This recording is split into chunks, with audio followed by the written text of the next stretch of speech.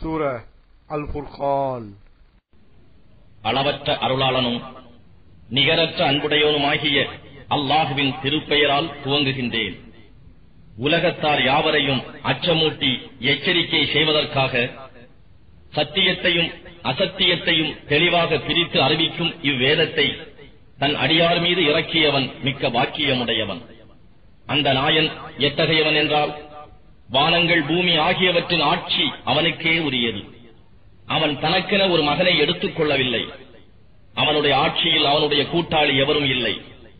அவனே எல்லா பொருட்களையும் படைத்து அவற்றை அதனதன் அளவுப்படி அமைத்தான். எனினும் இணை வைப்பவர்கள் அவனை அன்றி வேறு தெய்வங்களை ஏற்படுத்திக் கொண்டிருக்கிறார்கள். அவை எந்த பொருளையும் படைக்க மாட்டான், ஏனெனில் அவையே படைக்கப்பட்டவை.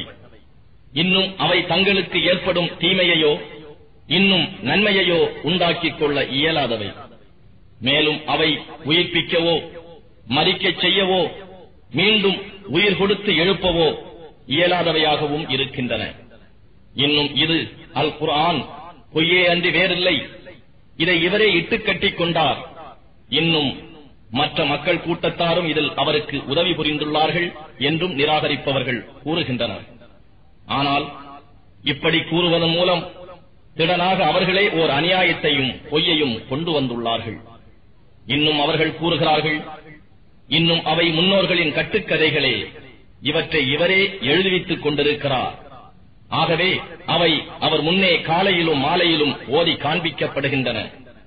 நபியே, வானங்களிலும் பூமியிலும் உள்ள இரகசியங்களை அறிந்தவன் எவனோ அவனே அதை இறக்கி வைத்தான்.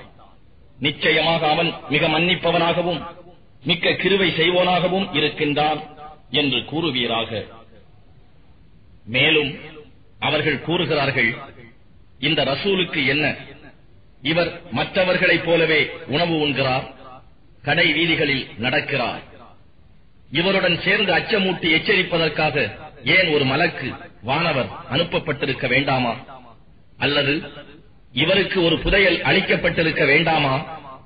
அல்லது அதனின்று நாம் உண்பதற்கு ஒரு பழத்தோட்டம் உண்டாகி இருக்க வேண்டாமா என்றும் கூறுகின்றனர்.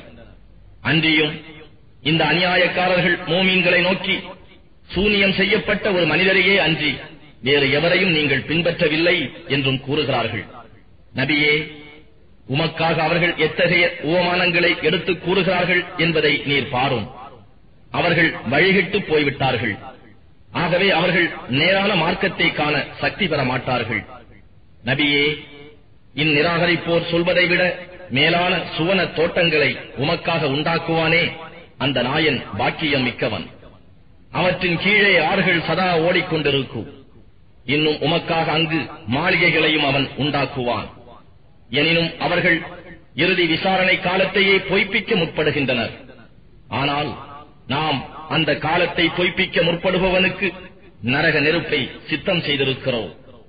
அந்நரகம் இவர்களை வெகு தொலைவில் காணும் போதே அதற்கே உரித்தான கொந்தளிப்பையும் பேரிரைச்சலையும் அவர்கள் கேட்பார்கள்.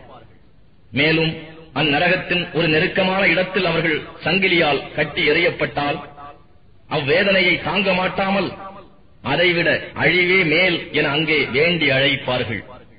இந்த நாளில் நீங்கள் ஓர் அழிவை அழைக்காதீர்கள், இன்னும் பல அழிவுகளை வேண்டி அழையுங்கள் என்று அவர்களிடம் கூறப்படும். அத்தகைய நரகமானது நல்லதா? அல்லது பயபக்தி உடையவர்களுக்கு வாக்களிக்கப்பட்டுள்ள நித்திய சொர்க்கம் நல்லதா? அது அவர்களுக்கு நற்கூலியாகவும் அவர்கள் போய் சேரும் இடமாகவும் இருக்கும் என்று அவர்களிடம் நபியே நீர் கூறும். அதில் அவர்களுக்கு விரும்பியதெல்லாம் கிடைக்கும். அதில் அவர்கள் நிரந்தரமாக தங்குவார்கள். இதுவே உம்மிடம் வேண்டி பெறக்கூடிய வாக்குறுதியாக இருக்கும். இணை வைத்து வணங்கியவர்களையும் அல்லாஹ்வை அன்றி அவர்கள் வணங்கிக் கொண்டிருந்தவற்றையும் ஒன்று சேர்க்கும் நாளில் அத்தெய்வங்களை நோக்கி, என்னுடைய இந்த அடியார்களை நீங்கள் வழிகெடுத்தீர்களா அல்லது அவர்கள் தாமாகவே வழிகெட்டு போனார்களா என்று இறைவன் கேட்பான். அதற்கு அவை, ரப்பே, நீ தூயவன், உன்னை அன்றி நாங்கள் பாதுகாவலர்களை ஏற்படுத்திக் கொள்ள எங்களுக்கு தேவையில்லையே. எனினும் நீ இவர்களையும் இவர்களுடைய மூதாதையர்களையும் சுகம் அனுபவிக்கச் செய்தாய்.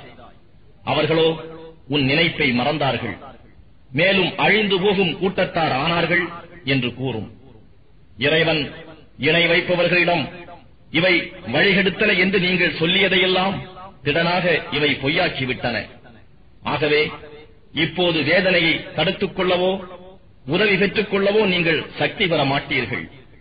மேலும் உங்களில் எவன் அநியாயம் செய்து கொண்டிருந்தானோ அவனை நாம் பெரியதொரு வேதனையை சுவைக்கச் செய்வோம் என்று இறைவன் கூறுவான்.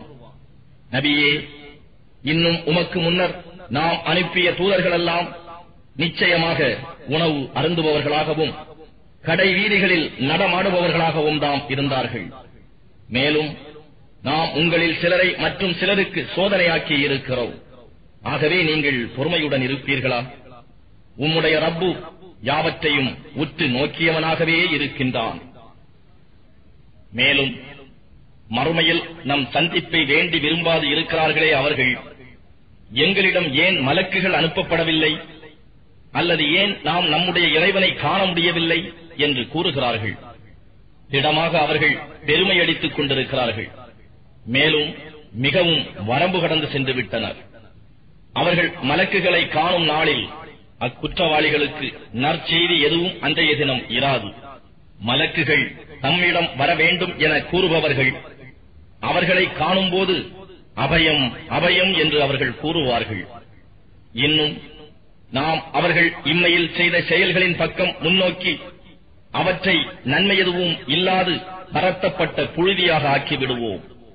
அந்நாளில் சொர்க்கவாசிகள் தங்கும் இடத்தால் மேலானவர்களாகவும் சுகம் அனுபவிக்கும் இடத்தால் அழகானவர்களாகவும் இருப்பார்கள். இன்னும் வானம் மேகத்தால் பிளந்து போகும். வானம் மேகங்களால் அந்நாளில் மலக்குகள் அணி அணியாய் கீழே இறக்கப்படுவார்கள். அந்நாளில் உண்மையான ஆட்சி அர் ரஹ்மானுக்குத்தான். மேலும் காபிர்களுக்கு கடுமையான நாளாகவும் இருக்கும். அந்நாளில் அநியாயக்காரன் தன் இரு கைகளையும் கடித்துக் கொண்டு அத்தூதருடன் நானும் நேரான வழியை எடுத்துக் கொண்டிருக்க வேண்டாமா என கூறுவான்.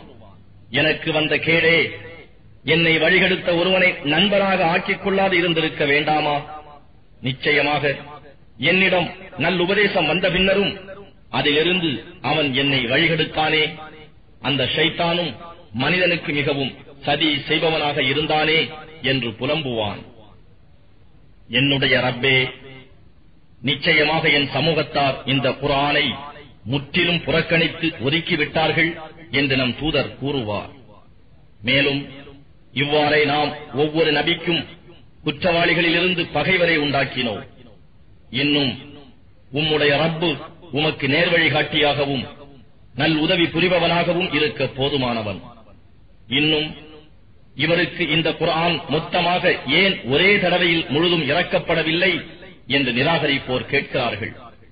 இதை கொண்டு நாம் இதயத்தை உறுதிப்படுத்துவதற்காக கொஞ்சம் கொஞ்சமாக இறக்கி மேலும் நாம் இதை ஒழுங்கான முறையில் அமைத்துள்ளோம்.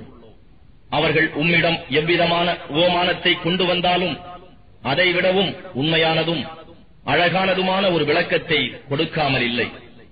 எவர்கள் நரகத்திற்கு தங்கள் முகம் குப்புற இழுத்துச் செல்லப் பெற்று ஒன்று சேர்க்கப்படுவார்களோ அவர்கள் தங்குமிடத்தால் மிகவும் கெட்டவர்கள், பாதையால் பெரிதும் வழிகெட்டவர்கள்.